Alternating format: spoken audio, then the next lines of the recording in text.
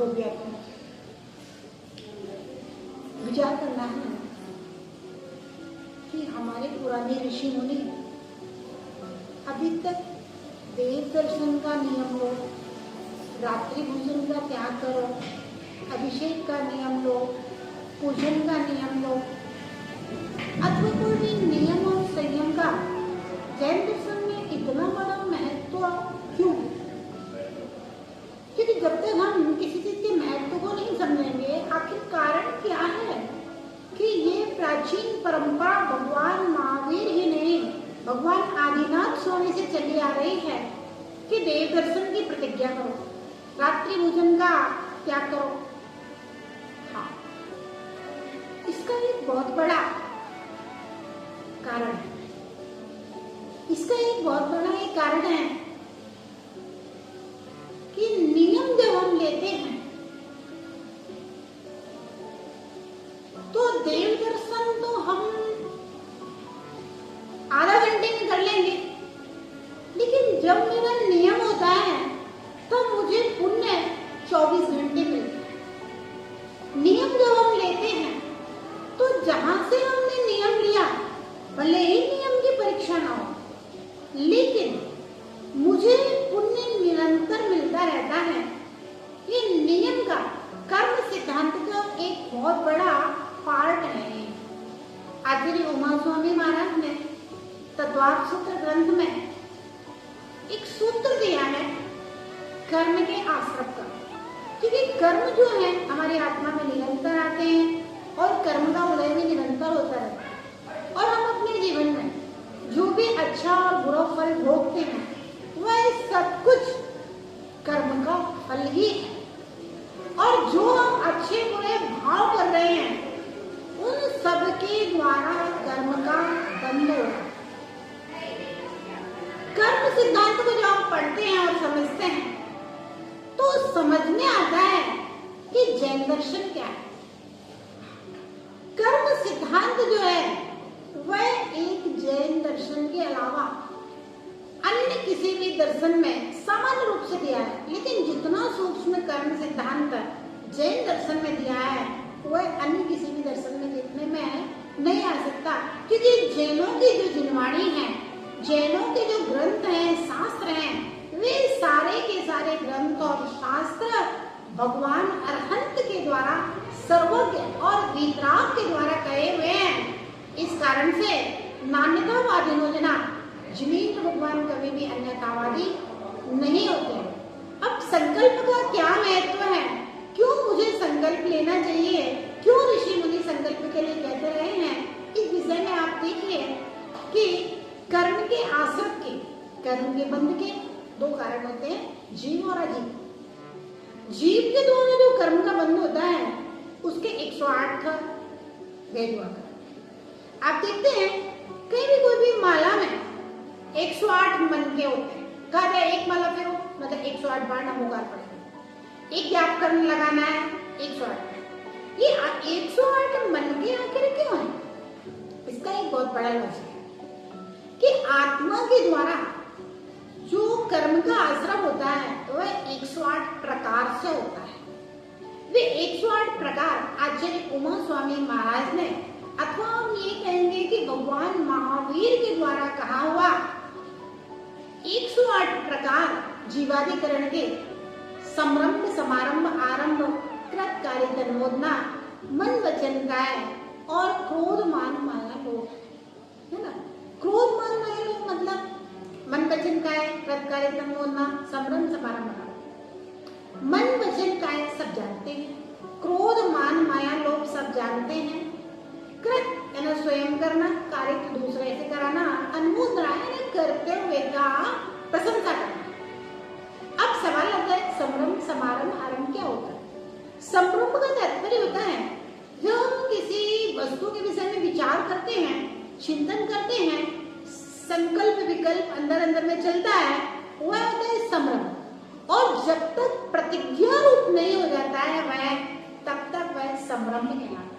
और जैन दर्शन कहता है कि संरंभ जहां से होता है वहीं से कर्म का आश्रम शुरू होता है।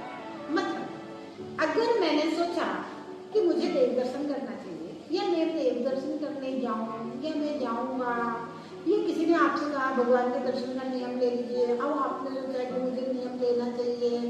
इस विषय में जो विचार विमर्श आपके अंदर अंदर चल रहा है, मन में भाव आ गया हाँ मैं देव दर्शन का प्रतिज्ञा लेना है, और मैंने प्रतिज्ञा ले लिया। ये जो मन का विचार विमर्श प्रतिज्ञा के विषय में चल रहा है, अथवा देव दर्शन के लाभ आने के विषय में हम जो सोच रहे हैं, ये सारा का सारा मेरा संरंभ के अंतर्गत आता है। और ये संरंभ कर्म के आश्रम का कारण है। जब हम कोई अच्छे काम के लिए सोचते हैं, विचारते हैं, संकल्प करते हैं, तो हमें पुण्याश्रम होता है, जो हमें शुभ रूप फलित होता है, जीवन में अनुकूलता देता है।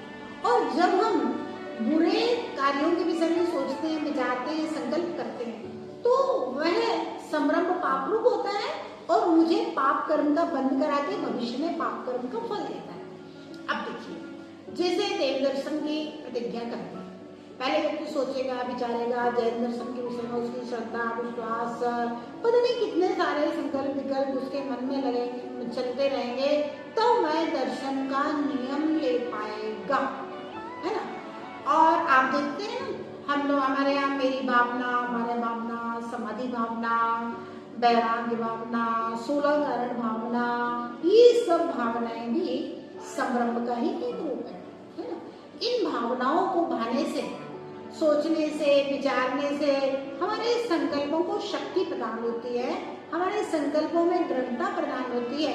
इसलिए हमारे यहाँ इन मेरी भावनाओं को, भावना बातें रही, बातें रही, बातें रही, जब बार बार भावना आएंगे तो फिर संकल्प एक दिन हो ही जाएगा। किसी भी व्यक्ति को अच्छा काम करते हुए देखते हुए भावना आएगी, मैं ये काम करूं, मैं ये करूं, मैं रोज देव दर्शन करूंगा, मैं रोज देव दर्शन करूंगा, मैं रोज देव दर्शन करूंगा, मुझे रोज देव दर्शन करना चाहिए।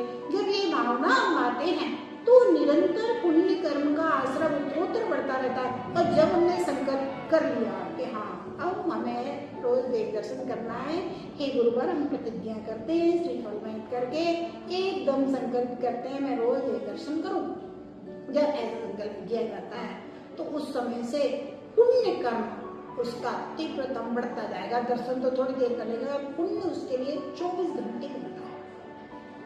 एक उदाहरण है कि एक बार एक शादी हो गई और पति पत्नी दोनों मुनिराज के दर्शन के लिए पहुंचे, और मुनि महाराज ने आशीर्वाद देते हुए बोला कोई एक छोटा सा नियम ले लीजिए। महाराज अभी तो शादी हो गई, क्या नियम है?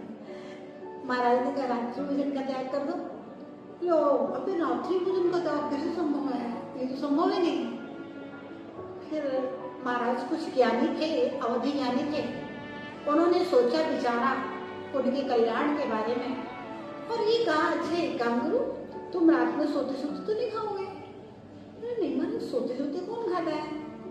तो एक काम करो, तुम जब रात में सोने लगो तो सोने से लेकर के जागने तक के लिए चारों प्रकार के आहारों का त्याग कर देना। दोनों ने हाथ जोड़ दिए, बोले भगवान बहुत बड़ी आपकी कृपा हुई और इस नियम लेने में तो कुछ प्रॉब्लम ही नहीं है, क्योंकि सोने से के समय कौन खाएगा और हम सोने से लेकर जागने तक आजीवन के लिए चारों प्रकार के आहारों का त्याग करते हैं। और चलिए कुछ दिनों बाद रात्रि में दोनों सो रहे थे और सोते समय रात्रि में छत गिर गई और छत गिर गई तो वो दोनों सोते सोते ही मरण को प्राप्त हो गए। और चूंकि जिस समय वो सो रहे थे उस समय उनका चारों प्रकार के आहारों का त्याग था, और जिस व्यक्ति का चारों प्रकार के आहारों के त्याग में अगर जिसका मरण होता है वह 100% देव गति का ही बंद करता है और देवायु में ही जाता है। वे दोनों मर के देव और देवी स्वर्गों में जाकर के उत्पन्न होते हैं। तो वो भी आत्मा ये नियम के संकल्प के फल है। आपने एक कौवे के मांस की कथा तो सुनी होगी कि उस व्यक्ति ने जो निरंतर मांसाहारी था, डेली प्रतिदिन वह भीड़ जीवों की हिंसा करता था और मुनिराज के चरणों के प्रसाद से उनके उपदेश से मात्र एक कौवे के मांस का आजीवन के लिए त्याग कर दिया था। और वह परीक्षा की जब घड़ी आई अंत समय था, आयु कर्म के निषेध बहुत थोड़े से थे। वैद्य ने कहा कि कौवे के मांस में ही दवा खाना है। कौवे के मांस को क्या गया, मुनि के सामने नियम लिया है, कौवे का मांस नहीं खाऊंगा, नहीं खाऊंगा, नहीं खाऊंगा। प्राण जाए पर प्रतिज्ञा न जाए। हाँ, जब भी अपने जीवन में छोटी सी प्रतिज्ञा, लेकिन प्रतिज्ञा को तोड़ना नहीं। रावण ने एक छोटी सी प्रतिज्ञा ली थी। क्या प्रतिज्ञा ली थी? कि जो स्त्री मुझे नहीं चाहेगी, मैं उस स्त्री के साथ में बलात्कार नहीं करूंगा। रावण ने परस्त्री का हरण तो किया, लेकिन परस्त्री का गमन नहीं किया, यानी कि सीता के साथ बलात्कार नहीं किया। रावण ने वो हरण करके ले गया और मनाने में लगा रहा रावण सीता को, लेकिन उसने बलात्कार नहीं किया, क्योंकि मुनि के सामने, केवली भगवान के सामने उसने प्रतिज्ञा की थी कि मैं जो स्त्री मुझे नहीं चाहेगी उसके साथ बलात्कार नहीं करूंगा। और रावण मृत्यु को प्राप्त हो गया, लेकिन उसने अपनी प्रतिज्ञा का हनन नहीं किया। तो प्रतिज्ञा का एक बहुत बड़ा फल हुआ करता है। ऐसे जो व्यक्ति देव दर्शन की प्रतिज्ञा लेता है, देव दर्शन तो सुबह सुबह थोड़ी देर के लिए करेगा, लेकिन उसके लिए प्रतिज्ञा का फल 24 घंटे पुण्य कर्म का आश्रम हुआ करता है, उसके बहुत सारे पाप कर्म कट जाया करते हैं। तो इस प्रकार से अपने जीवन में देव दर्शन की प्रतिज्ञा अवश्य करें, क्योंकि वह प्रतिज्ञा आपके लिए निरंतर फलभूत होगी। जय बोलिए महावीर भगवान की जय।